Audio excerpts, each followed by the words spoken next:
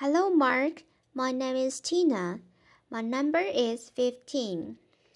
I'm junior from the Department of English in NCUE. Today, I'm going to read a speech called What I Learned from 100 Days of Rejection by Jiang. When I was 6 years old, I received my gifts. My first grade teacher had this brilliant idea. She wanted us to experience receiving gifts, but also learning the virtue of complimenting each other. So she had all of us come to the front of the classroom, and she bought all of us gifts and stacked them in a corner. And she said, "Why don't we just stand here and compliment each other? If you hear your name called, go and pick up your gift and sit down." What a wonderful idea, right? What could go wrong? Later.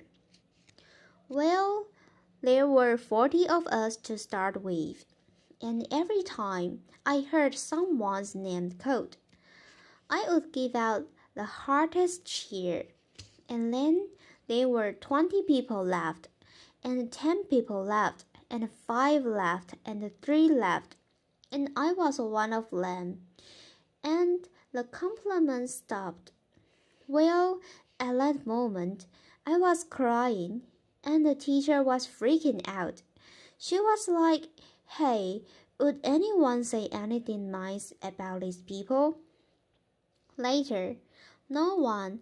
"Okay, why don't you go get your gift and sit down? So behave next year.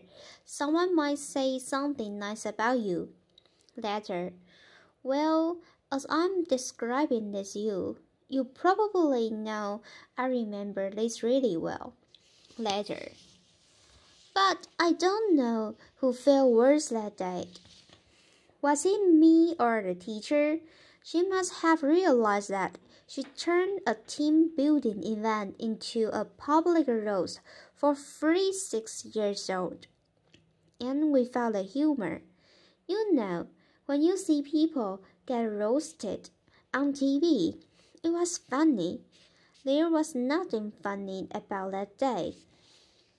So, there was one version of me, and I would die to avoid being in that situation again. To get rejected in public again. That's one version. Then fast forward 8 years. Bill Gates came to my hometown, Beijing, China, to speak, and I saw his message. I fell in love with that guy. I thought, wow, I know what I want to do now. That night, I wrote a letter to my family telling them, by age 25, I will build the biggest company in the world, and that company will buy Microsoft. Later. I totally embraced this idea of conquering the world. Domination, right? And I didn't make this up. I did write that letter, and here it is. Later. You don't have to read this through. Later. This is also bad handwriting, but I did highlight some key words. You get the idea. Later. So, there was another version of me, one who will conquer the world. Well, then 2 years later, I was presented with the opportunity to come to the United States. I jumped on it because that was where Bill Gates lived, right? Later. I thought that was the start of my entrepreneur journey. Then, fast forward another 14 years, I was 30. No, I didn't build that company. I didn't even start. I was actually a marketing manager for a Fortune 500 company. And I felt I was stuck. I was stagnant. why is that? Where is that 14-year-old who wrote that letter? It's not because he didn't try. It's because every time I had a new idea, every time I wanted to try something new, even at work, I wanted to make a proposal. I wanted to speak up in front of people in a group. I felt there was this constant battle between the 14-year-old and the 6-year-old. One wanted to conquer the world, make a difference. Another was afraid of rejection. And every time, the 6-year-old won. And this fear even persisted after I started my own company. I started my own company when I was 30. If you want to be Bill Gates, you've got to start sooner or later, right? When I was an entrepreneur, I was presented with an investment opportunity. And then I was turned down. And that rejection hurt me. It hurt me so bad that I wanted to quit right there. But then I thought, hey, would Bill Gates quit after a simple investment rejection? Would any successful entrepreneur quit like that? No way, and this is where it clicked for me. Okay, I can build a better company. I can build a better team or better product. But one thing for sure, I've got to be a better leader. I've got to be a better person. I cannot let that 6-year-old keep dictating my life anymore. I have to put him back in his place. So, this is where I went online and looked for help. Google was my friend. Later, I searched, how do I overcome the fear of rejection? I came up with a bunch of psychology articles about where the fear and pain are coming from. Then I came up with a bunch of rah-rah inspirational articles about don't take it personally, just overcome it. Who doesn't know that? Later, but why was I still so scared? That I found this website by luck. It's called rejectiontherapy.com. Later, rejection therapy was this scam invented by this Canadian entrepreneur. His name is Jason Comey, and basically the idea is for 30 days you go out and look for rejection, and every day get rejected at something, and then by the end, you desensitize yourself from the pain, and I love that idea. Later, I said, you know what? I'm going to do this, and I'll feel myself getting rejected 100 days. And I came up with my own rejection day ideas, and I made a video blog out of it. And so, here's what I did. This is what the blog looked like. Day 1. Later, borrow $100 from a stranger. So this is where I went to, where I was working. I came downstairs and I saw this big guy sitting behind the desk. He looked like a security guard. So I just approached him. And I was just walking, and that was the longest walk of my life. Hair on the back of my neck, standing up. I was sweating and my heart was pounded. And I got there and said, hey sir, can I borrow $100 from you? Later, and he looked up. He's like, no, why? And I just said, no, I'm sorry. Then I turned around and I just ran. Later, I felt so embarrassed, but because I filmed myself. So that night, I was watching myself getting rejected. I just saw how scared I was. I looked like this kid in The Sixth Sense. I saw dead people. Later.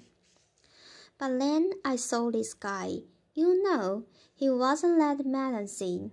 He was a chubby, lovely guy, and he even asked me why. In fact, he invited me to explain myself, and I could have said many things. I could explain. I could negotiate it. I didn't do any of that. All I did was run. I felt, well, this is like a microcosm of my life. Every time I felt the slightest rejection, I would just run as fast as I could. And you know what? The next day, no matter what happens, I'm not going to run. I'll stay engaged. Day 2. Request a burger refill. Later. It's when I went to a burger joint. I finished lunch and I went to the cashier and said, "Hi, can I get a burger refill?" Later, he was all confused, like, "What's a burger refill?" Later, I said, "Well, it's just like a drink refill, but with a burger." And he said, "Sorry, we don't do burger refill, man." Later. So, this is where rejection happened, and I could have run, but I stayed. I said, "Well, I love your burgers. I love your joint. And if you guys do a burger refill, I will love you guys more." Later.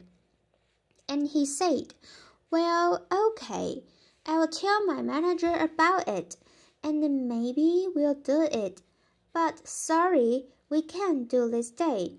Then I left, and by the way, I don't think they've ever done burger refill. Later. I think they're still there, but the life and death feeling I was feeling the first time was no longer there. Just because I stayed engaged, because I didn't run, I said, "Wow, great, I'm already learning things." Great. And then day 3, getting Olympic donuts. This is where my life was turned upside down. I went to a Krispy Kreme. It's a donut shop in Manning, the southeastern part of the United States. I'm sure they have some here too, and I went in. I said, "Can you make me donuts that look like Olympic symbols?" Basically, you interlink 5 donuts together. I mean, there's no way they could say yes, right? The donut maker took me so seriously. Later. So she put out paper, started jotting down the colors and the rings, and it's like, "How can I make this?" And then 15 minutes later, she came out with a box that looked like Olympic rings, and I was so touched. I just couldn't believe it. And that video got over 5 million views on YouTube. The world couldn't believe that either. Later. You know, because of that, I was in newspapers, in talk shows, in everything, and I became famous. A lot of people started writing emails to me and saying, "What you are doing is awesome." But you know, fame and notoriety did not do anything to me. What I really wanted to do was learn and to change myself. So I turned the rest of my 100 days of rejection into this playground, into this research project. I wanted to see what I could learn. And then I learned a lot of things. I discovered so many secrets. For example, I found if I just don't run, if I got rejected, I could actually turn a no into a yes, and the magic word is why. So, when one day I went to a stranger's house, I had this flower in my hand, knocked on the door and said, "Hey, can I plant this flower in your backyard?" Later.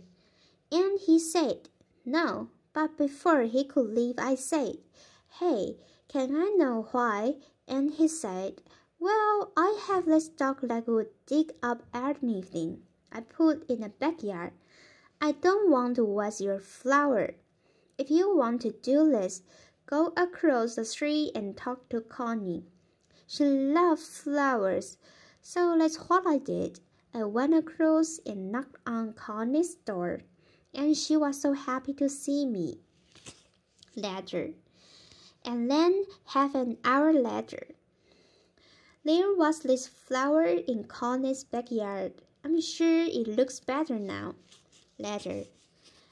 But had I left after the initial rejection, I would have thought, well, it's because the guy didn't trust me.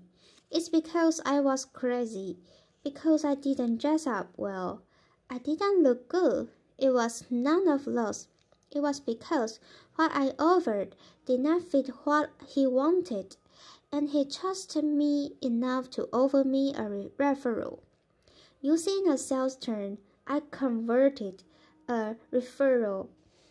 Then one day, and I also learned that I can actually say certain things and maximize my chance to get a yes.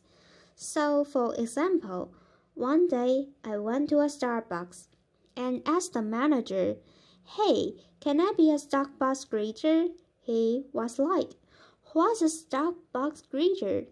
I say, "Do you know those warmer greeters?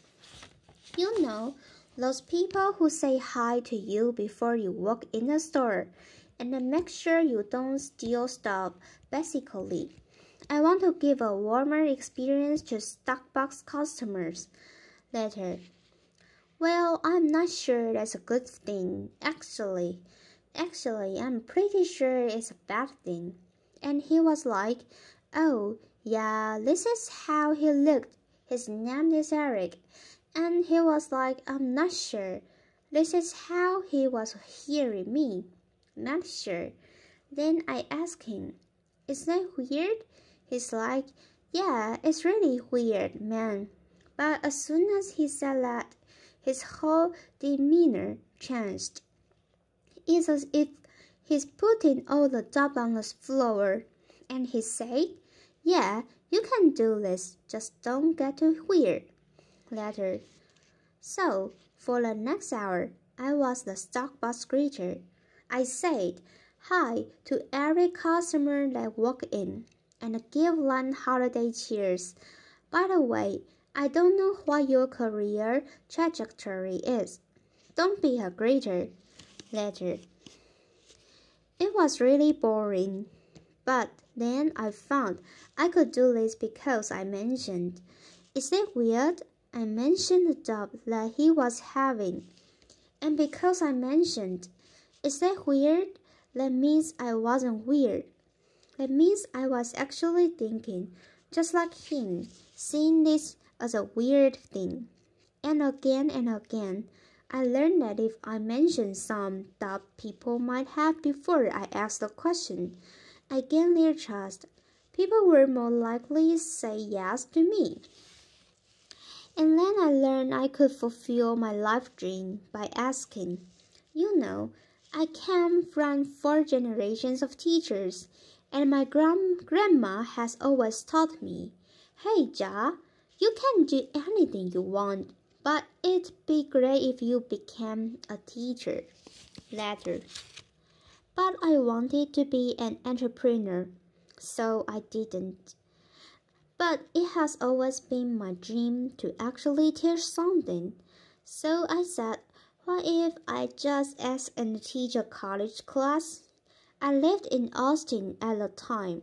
So I went to University of Texas at Austin and knocked on professors' doors and said, "Can I teach your class?" I didn't get anywhere the first couple of times. But because I didn't run, I kept doing it. And on the third try, the professor was very impressed. He was like, "No one has done this before." And I came in prepared with PowerPoints and my lesson. He said, "Wow, I can use this. Why don't you come back in 2 months? I'll fit you in my curriculum." And 2 months later, I was teaching a class. This is me, you probably can see.